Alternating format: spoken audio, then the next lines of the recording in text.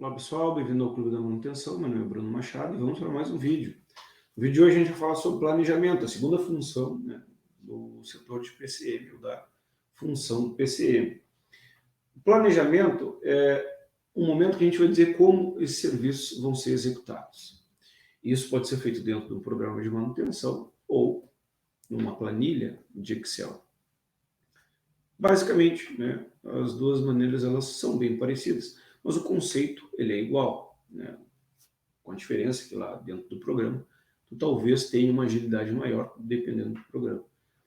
E na planilha tu talvez demore um pouco mais, mas se tu ficar com o registro da manutenção, né, talvez seja uma velocidade muito parecida. O que a gente faz nesse momento? A gente define, né, recebe a solicitação de trabalho, na solicitação já vai estar ali descrito o problema que a gente vai ter que resolver. E aí a gente vai ter que determinar como a gente vai resolver esse problema. Então, quem vai resolver esse problema? Né? Que tipo de manutentor a gente precisa? E de que forma isso vai ser realizado? Então, pensem comigo que no processo de planejamento, a gente vai dizer o que vai ser resolvido, né? Quem vai resolver e como esse problema vai ser resolvido. Então, a gente vai ter a tarefa, pode ser classificado assim, a tarefa é o que a gente vai resolver. Então, um exemplo, o rolamento está aquecendo, né? Ou está com algum problema, foi identificado uma manutenção preditiva e foi abrindo uma nota para substituir o rolamento.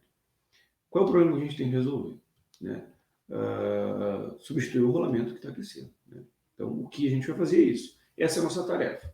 Bom, agora a gente vem para quem? Né? Quem é as pessoas que vão resolver esse problema? Não um mecânico auxiliar, a gente pode pensar. Né? A gente não está dizendo ainda qual é exatamente a pessoa que vai resolver esse problema. A gente está falando qual a especialidade que a gente precisa, né, que essa pessoa tenha para resolver esse problema. Então, tu já conhece os teus manutentores, né? Na parte de programação, tu vai definir exatamente qual é o cidadão que vai executar esse trabalho. Então, agora a gente está determinando qual é a especialidade que esse manutentor precisa ter. Então, a gente fala que vai trocar esse rolamento, precisa do mecânico e do auxiliar. Bom, e agora chega a parte de colocar as etapas. Quais são as etapas desse trabalho? Né? Etapa 1, liberar a documentação. Etapa 2, limpar o mancal. Né? Etapa 3, abrir o mancal. Dependendo de qual for o mancal, você vai ter que prender uma talha, se for uma correia transportadora. Né? Abrir o mancal, limpar, né? Retirar a graxa, soltar a porca, se for um rolamento com bucha cônica. Mas eu quero que vocês atentem, né? E o pessoal que trabalha em PCM se atentem também, que no processo de planejamento, né, a gente tem 3 fatores extremamente importantes. E quais são esses fatores? Primeiro, o que tu vai fazer, que é o passo a passo, né, que é o que norteia tudo. E dentro do passo a passo, tu tem que determinar as ferramentas que esse cara vai usar, né?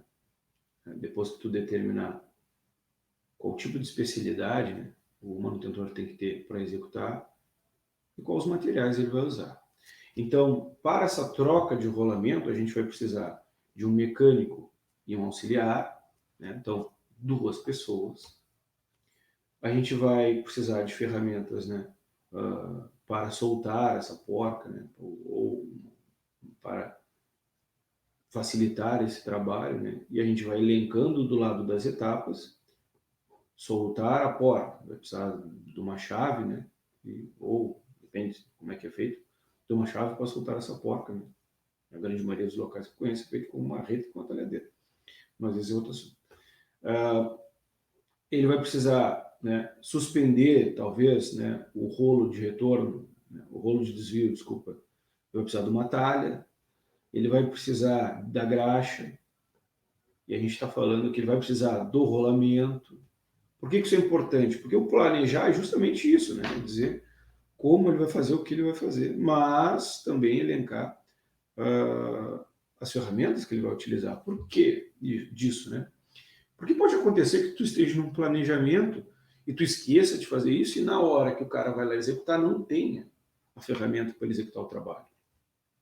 E aí a gente entra num ponto muito complexo, né? Quando a gente tem uma separação, né, entre planejamento e execução e uma separação de lideranças entre planejamento e execução, e aí começa a ter as guerras. Né? tu planejou errado, né? Ou o cara lá executou errado. E aí começa a ter essas picuinhas, isso acontece, né, dentro da manutenção em empresas um pouco maiores que têm setor de PCM e com lideranças diferentes entre PCM e execução. Então, para que isso não aconteça, quando a gente está falando do processo de planejamento, a gente tem que elencar, né, as ferramentas que esse cara vai utilizar, a gente tem que elencar os materiais que esse cara vai utilizar também. E por último, feito isso, tu já elencou todas as etapas do trabalho até a conclusão, do início ao fim, desde a liberação da documentação, né, até o encerramento de toda a documentação, né, da tua ordem de serviço, da tua permissão de trabalho, tu entregou o equipamento para o cliente. Então, todo esse processo dentro do planejamento ele deve ser pensado. Posteriormente, a gente vai passar para um provisionador para ele comprar os materiais, né? Então, pensa que a gente está só no processo de planejamento. Qual é o último passo, né? Depois que a gente pensou tudo isso? É quantificar o tempo de execução.